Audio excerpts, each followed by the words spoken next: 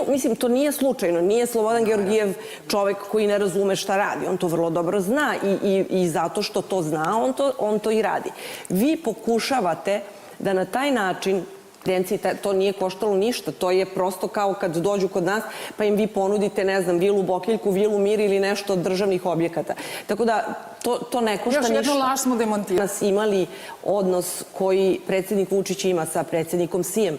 Mi smo recimo, evo sad u Kini, baš u Pekingu, pred odlazak u Šangaj taj dan i 5 kompanija. Ja sam zakazala 2 intervjua za 2 najveća kineska medija. Od 40 zahteva morali smo bar 2 da prihvatimo. Da, a Goco, htela sam... Pa ne daju mi.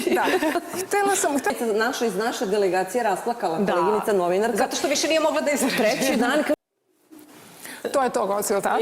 Da, to je to i zaista stvarno... Što je pretnja, a ne kao ekonomska prilika za ceo region. Zašto je to? Se Srbija diže prethodnih od 2012. godine do danas 2026. To više nije ta... Već kad pričamo o toj fabrici, ono što je nas novinara zanimalo, bili su roboti ti i mi smo sad zastajali najviše kod onog Bruce Lee robota, humanoidnog, a zamislite da je predsjednik zastao. Najviše se zadrža kod transformatora i... U političkoj sceni sve vreme pokušava da prisvoji zapažama. Što mi stalno pričamo o Twitteru, pa onda zaboravim da je u stvari to poenta ove emisije. Ja Twitter ne volim, nisam na njemu i mrzim ove trenutke, ali razumem. Ne, ali da vam kažem nešto, mogu oni to da mogu... Gledala sam sve te razne stvari. Pa ja mislim da oni uvijek polaze kada nešto izgovore od sebe. I zašto stoji i također tu se vidi. Zatucani ili nije? Tenduje možda da bude vlast u ovoj zemlji.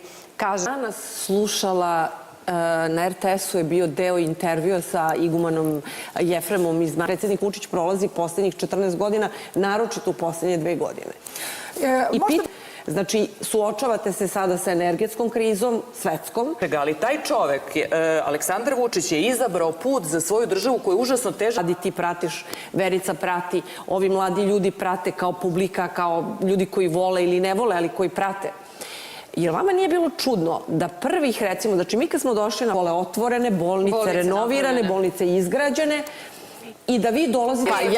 Mislim, to mi znamo, oni to ne znaju jer oni razmišljaju da je to tako, mislim, mi ćemo doći i tu su milijarde, kasa je puna zlata, a zalihe zlata su neverovatne. Nego, mislim, u momentu kad preuzmeš vlast, nemaš više problem. Tako da, zato je odjednom se stvorilo toliko pokreta, toliko želje.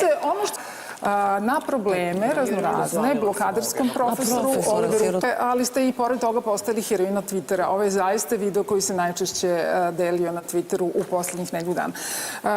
Gospođo Vasiljević, moram da vas pitam još jednu stvar. Sud u Nemačkoj je veoma uglednom nedeljniku šnačava kao lice koje je učestvovalo u takozvanom i navodnom Sarajevu safariju.